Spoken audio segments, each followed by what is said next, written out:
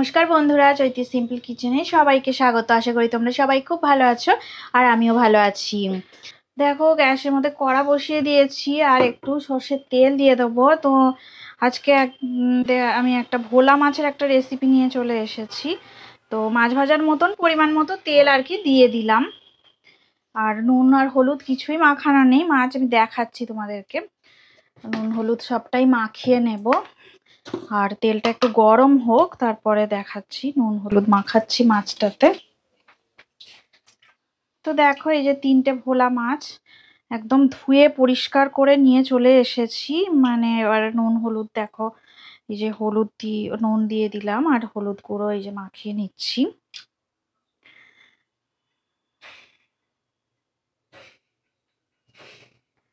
তো চলো সুন্দর করে মাখিয়ে নিই। আর এদিকে দেখো তেলটা বেশ গরম হয়ে গেছে, তো মাছগুলো এবার দিতে হবে। ভালো মতন গরম হয়ে গেছে, মাছ মাখানো হয়ে গেছে। এই যে এবারে দিয়ে দেব। দেখো, ভোলা মাছ দিয়ে দিলাম। তো একটা রেসিপি, এমনি সাধারণ রেসিপি। তো আমি কিভাবে বানাই সেভাবেই রান্নাটা আমি তোমাদের সাথে শেয়ার করছি। তো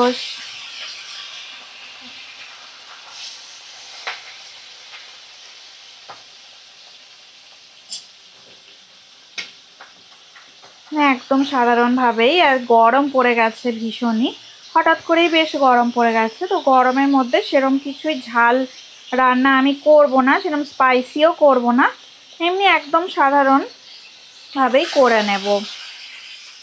তো দেখো, নুন হলুদ দিয়ে মাখানো মাছ আমি তেলের মধ্যে দিয়ে দিয়েছি আর মিডিয়াম ফ্লেমে রেখে দিয়েছি। মিডিয়াম ফ্লেমে রেখে ভাজাটা করে নেব। ভোলা মাছগুলো একটু বড় বড় সাইজেরই আছে, বেশ ভালোই বড় সাইজের মাছ।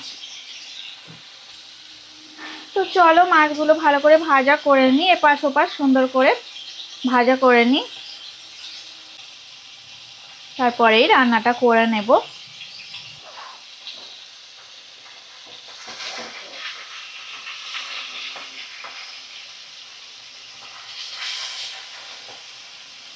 দেখো, একটা একটা করে মাছ উল্টে পাল্টে আমি দিচ্ছি।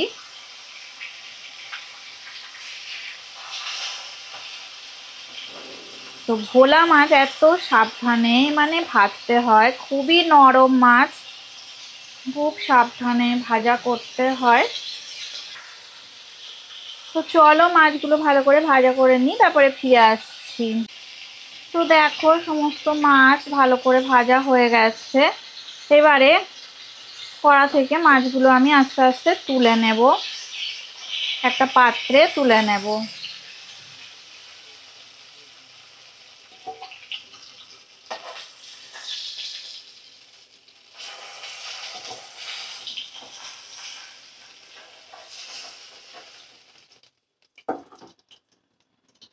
দেখো, ভোলা মাছগুলো তোলা হয়ে গেছে। এবার একটু কালো জিরে ফোড়ন দিয়ে দেব। ফোড়ন দিয়েই মাছের ঝাল করে নেব। তো কড়াতে তেল একটু কম আছে, আমি আর একটু সামান্য দেখো তেল দিয়ে দিলাম। খুবই অল্প পরিমাণে সর্ষের তেল দিয়ে রান্নাটা করছি। তো একদম লো ফ্লেমে রেখে দিয়ে রান্নাটা করছি। আর এদিকে দেখো, আলু আর পেঁয়াজ এইভাবে কাটা আছে, তো এইরকম আমি দিয়ে দিলাম। আমি 2টো ছোট সাইজের পেঁয়াজ নিয়েছি আর একটা মিডিয়াম সাইজের আলু নিয়েছিলাম।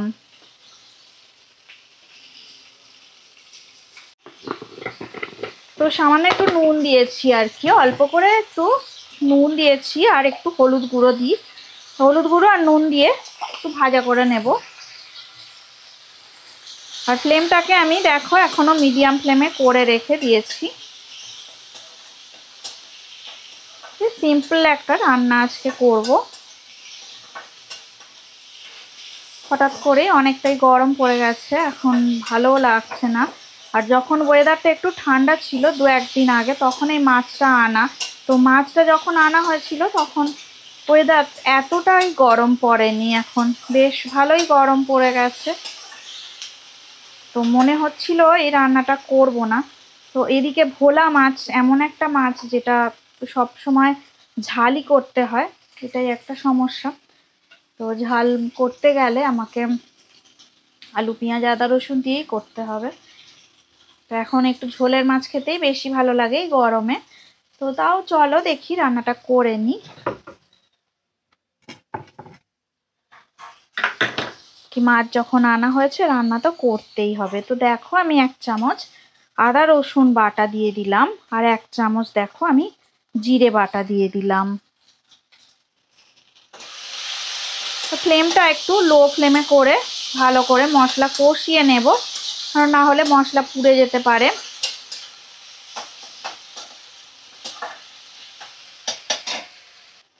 আর দেখো আমি কাঁচা লঙ্কা দিয়ে দিচ্ছি।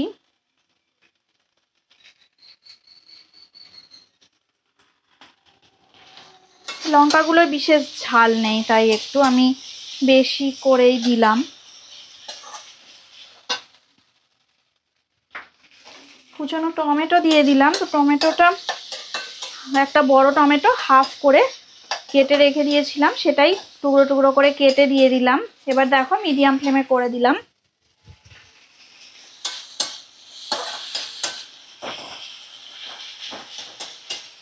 তো ভালো মতন কষা কষা হয়ে গেছে। এবারে দেব জল। একটু মাখা মাখা রান্নাটা হবে, খুব ঝোল তো হবে না, কারণ ভোলা মাছ এই তরকারি ঝোল খেতে খুব ভালো লাগে না।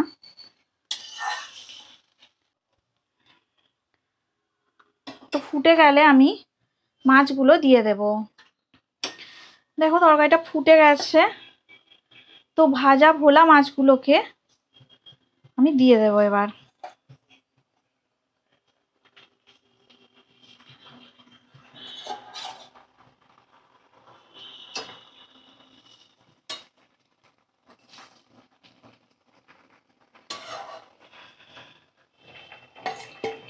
এবার দেখো আমি একটু ঢাকা দিয়ে লো ফ্লেমে একদম করে দিলাম, আর কিছুক্ষণের জন্যে ঢাকা দিয়ে দিলাম।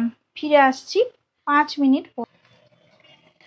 তো দেখো আমি 5 মিনিট পর ফিরে এলাম। ঢাকাটা তুলে দিয়েছি, আর দেখো রেসিপিটা একদম রেডি হয়ে গেছে। তো আমি আর এই বেশি কিছু করব না। আর গরম মশলা যাদের ইচ্ছা হবে উপর থেকে দিতে পারো। তো এখন আমার গরম মশলা আমার কাছে আছে, কিন্তু আমি দেব না, কারণ যেহেতু আর মানে এখন বেশ গরম ওয়েদার, ভালো লাগছে না আর গরম মশলা ঝাল ঝাল খেতে। তো এইভাবেই আর কি আজকের রেসিপিটা দেখো আমি শেষ করে দিলাম। তো দেখো আমি এই ভোলা মাছের ঝালের রেসিপি। এবার আমি গ্যাসের ফ্লেমটা অফ করে দেব। আলু সিদ্ধ হয়ে গেছে যেহেতু, আর কিছু দরকার নেই। তো মাছগুলো খুব সুন্দর বড় বড়, দেখতেও খুবই সুন্দর হয়েছে, ওই জন্য।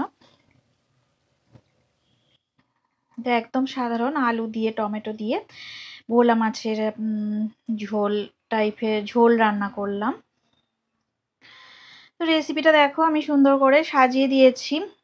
তো রেসিপিটা একদম রেডি হয়ে গেছে। কালো জিরে ফোড়ন দিয়ে আলু দিয়ে ভোলা মাছের, আলু টমেটো পেঁয়াজ দিয়ে ভোলা মাছের ঝাল। রেসিপিটা যদি ভালো লেগে থাকে অবশ্যই লাইক দেবে, শেয়ার করবে, আর কমেন্ট করে আমাকে জানাবে তোমাদের কেমন লাগলো। তোমরা সবাই ভালো থাকো, সুস্থ থাকো, আর আমার রেসিপি এইভাবে দেখতে থাকো।